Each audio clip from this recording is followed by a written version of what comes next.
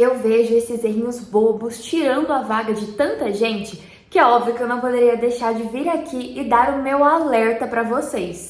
Oi gente, pra quem não me conhece, eu sou a Duda, tenho 21 anos e sou estudante de jornalismo na UFO, que é a Universidade Federal de Uberlândia. Com o Enem 2020 por meio do SISU 2021, eu fui aprovada em primeiro lugar na Universidade Federal, tendo vindo a vida inteira de escola pública, estudando sozinha em casa. Então eu venho aqui e ajudo vocês da maneira que eu posso, para que todo mundo também consiga realizar esse sonho, que é o sonho da aprovação.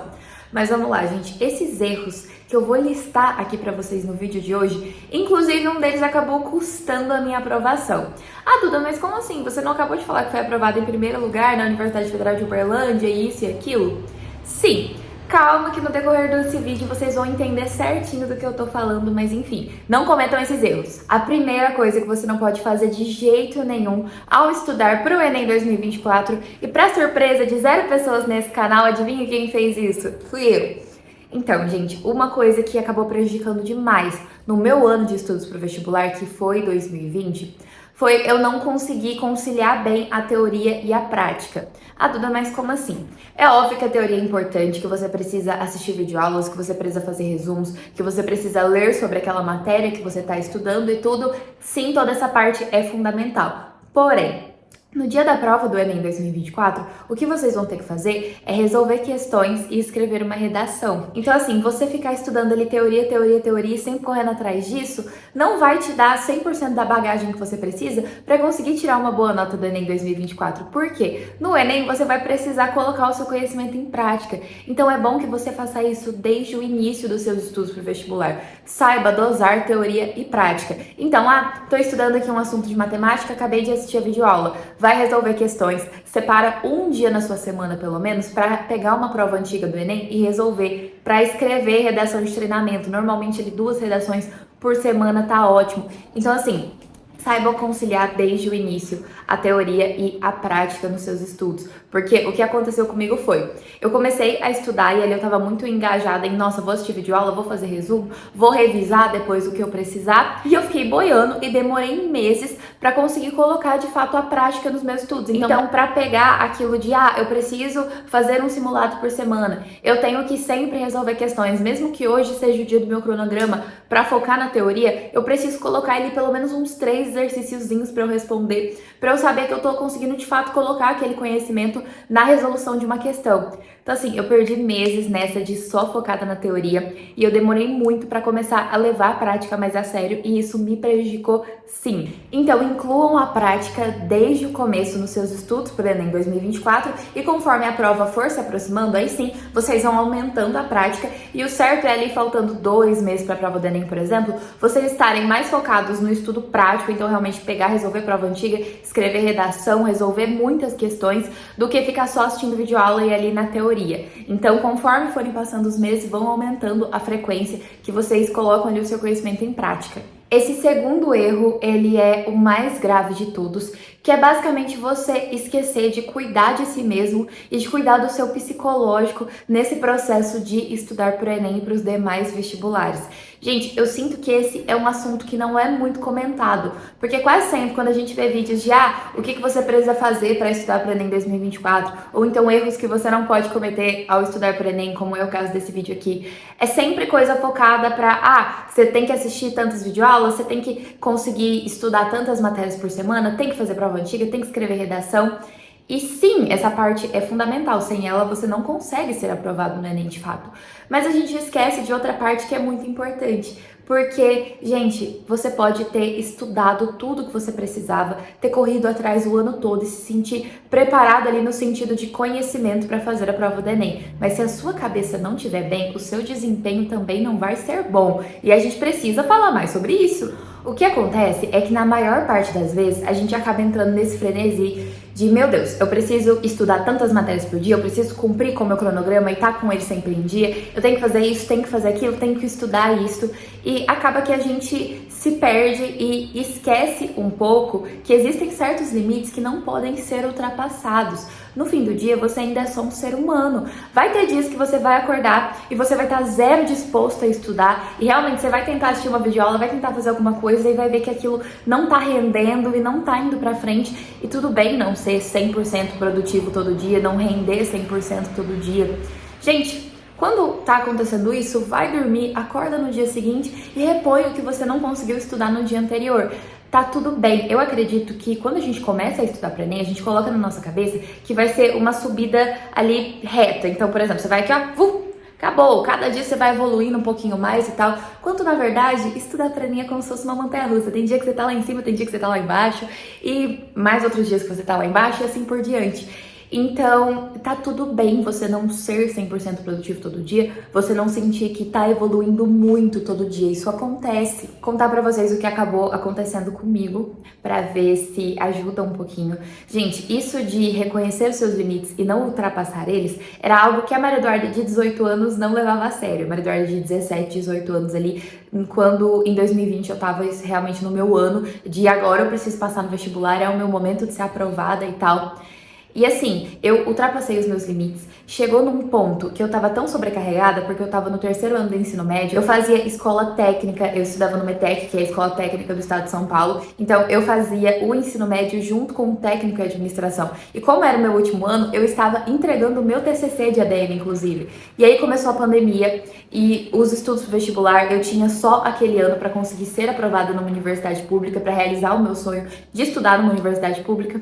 Então assim, era tanta pressão, era tanta coisa que eu acabei ultrapassando os meus limites de forma que eu desenvolvi ansiedade, eu desenvolvi uma alergia emocional que eu lido até hoje. Eu fui em vários médicos e ninguém descobria o que eu tinha e foi assim, assustador quando aconteceu.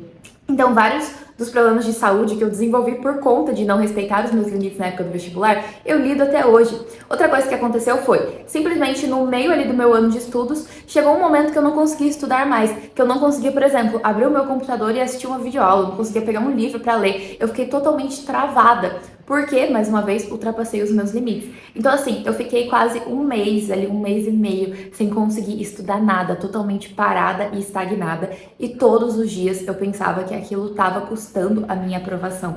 Mas eu de verdade não conseguia. Por quê? Porque eu ultrapassei os meus limites. E agora eu olho pra trás e eu penso assim, pra quê, né, gente?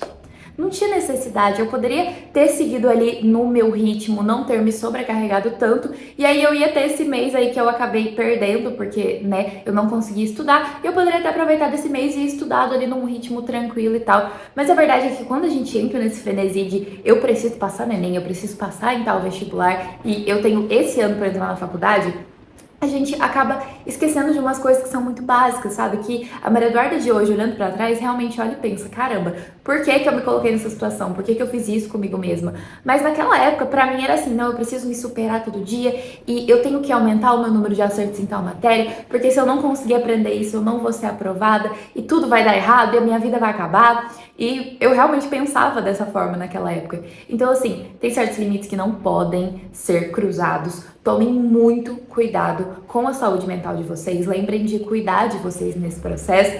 É que nem aquele meme, sabe? Se lembra que você é uma plantinha com emoções complicadas. Então, vai com calma, respeita os seus limites. É normal você não estar bem todo dia, é normal você não render e não ser 100% produtivo todo dia. Como eu falei, não é linear estudar para Enem, muito pelo contrário, é como se fosse uma montanha-russa de emoções e de aprendizados. Então, no fim disso tudo, lembra de cuidar de você, porque sim, isso também acabou me custando a minha aprovação. Mas como assim você disse que tinha sido aprovada em primeiro lugar na Universidade Federal e agora você tá falando que custou a sua aprovação?